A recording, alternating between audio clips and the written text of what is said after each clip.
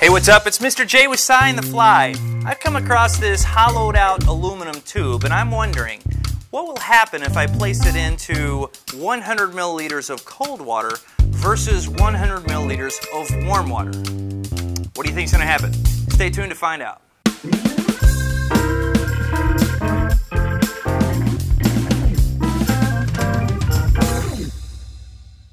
So this demonstration is pretty straightforward. All I have to do is place the aluminum tube into the two graduated cylinders and observe. We're going to start off with our cold water. Now remember, I have 100 milliliters of each. All right? It's the same type of graduated cylinder. It's the same type of water. The only difference, my independent variable, is the temperature of water. So let's place the aluminum tube into the graduated cylinder and we will see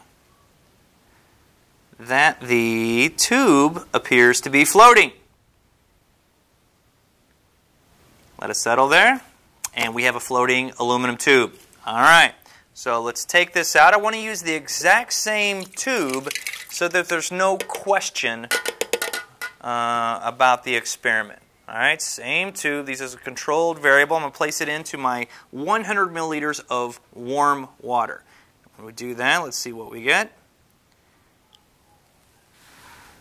We'll see that the exact same tube placed in the exact same type of water in the exact same amount of water actually sinks now.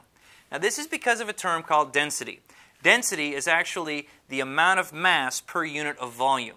We have the same amount of volume, which is 100 milliliters. We have the same type of water. We have the same amount of, everything is the same except for the temperature. Warm water is actually less dense than cold water.